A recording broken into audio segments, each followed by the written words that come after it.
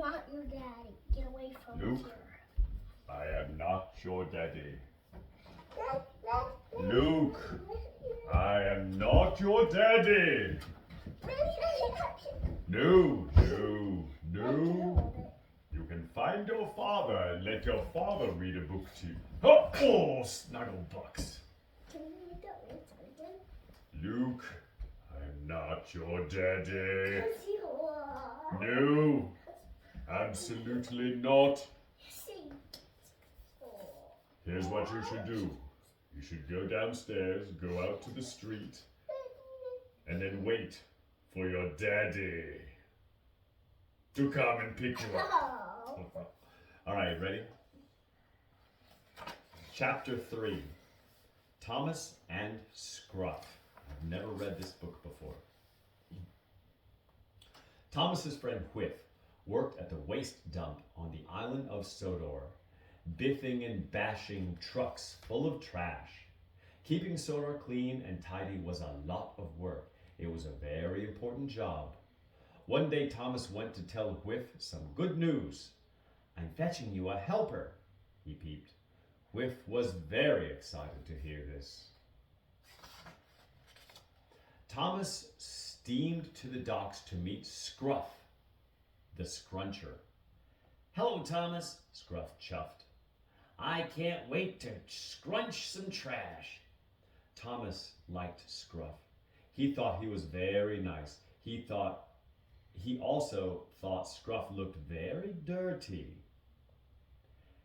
An idea flew into Thomas's funnel.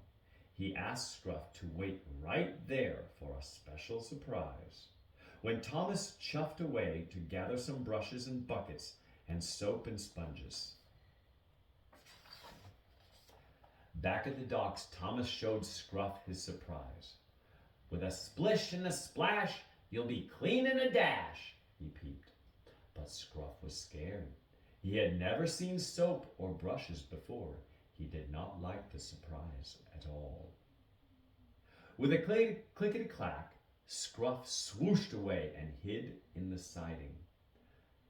Thomas realized that Scruff was scared of being washed. "Please come out, Scruff," he called. But Scruff refused to come out of hiding. Thomas asked Gordon to see if he could get Scruff out of the siding.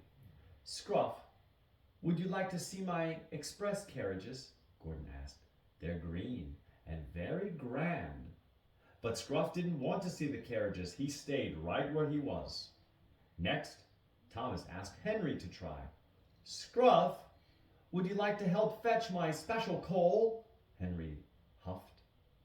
"It makes me fast and fearless." But Scruff didn't want to fetch any coal. He was not going to come out of the siding. After that, Thomas asked Percy to give it a try.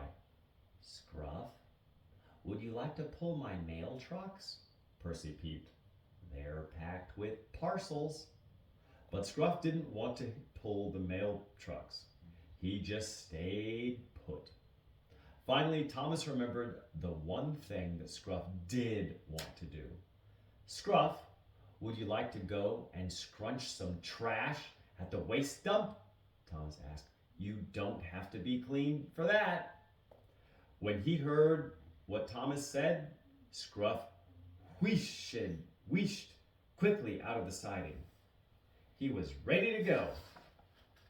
Thomas and Scruff streamed off to the waste dump, where Whiff was waiting for them. Scruff looked around at the dirty dump. "I'm going to like it here," he whistled. "There isn't any soap, no water and brushes either." He laughed happily, and Thomas and Whiff laughed with him.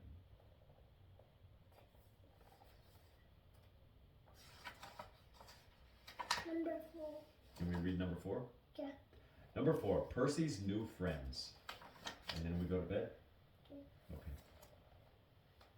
It was a very busy day on Sodor. All the engines were huffing and puffing as they worked, all except for Percy.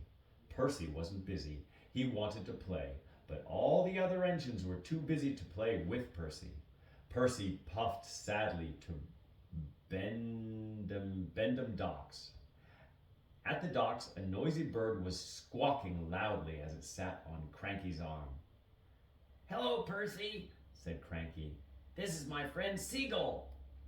An idea flew into Percy's funnel. "I could make friends with animals, too," Percy thought, and he clattered away to make some new friends. The noise scared the seagull. Away he flew. "Not too loud, Percy," Cranky warned, but Percy didn't hear. Percy puffed into the woods. There he saw a rabbit. With a wheesh and a whoosh and a hoot and a toot, Percy rushed to make friends.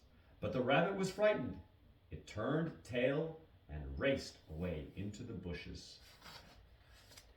Farther down the track, Percy saw some squirrels. With a wheesh and a whoosh and a hoot and a toot, Percy rushed to make friends. But the startled squirrels scurried away up the tree with their bushy tails waving. Percy chuffed on through the woods until he saw a bird.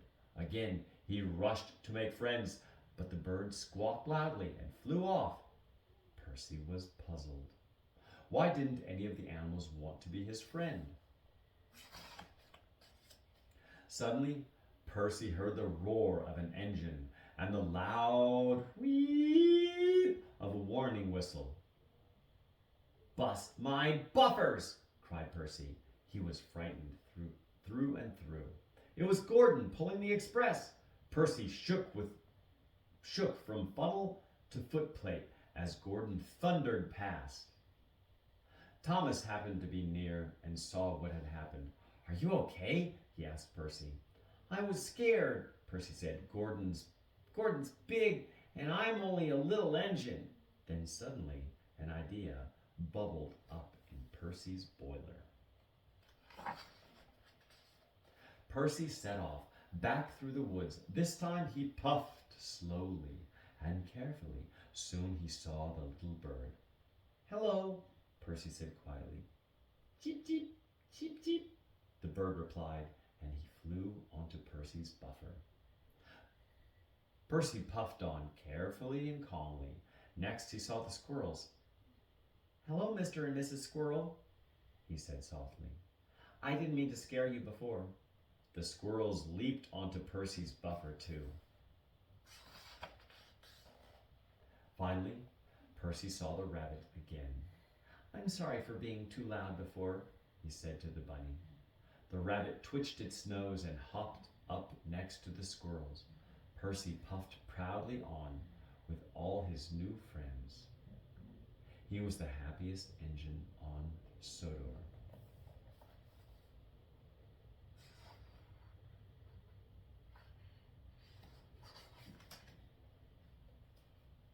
Trying to turn the page back. There it goes. Just don't tell Charlotte I turned the page, okay?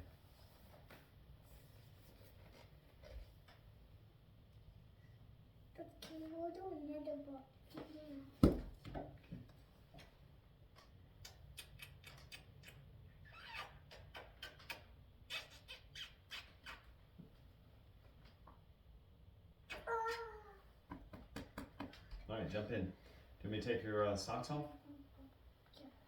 Okay. We'll get the socks. Do you want to sleep with pants or no pants?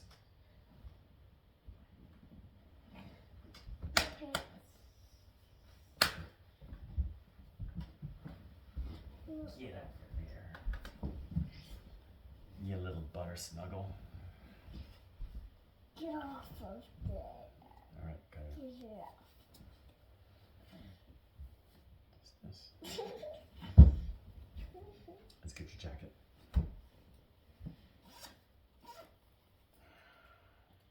Arms. Oh, you okay?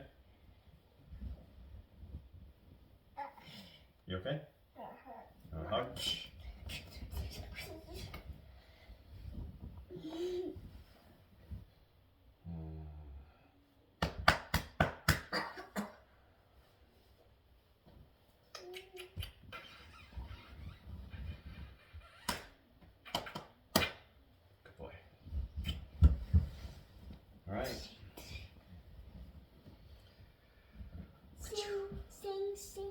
Okay, okay, okay.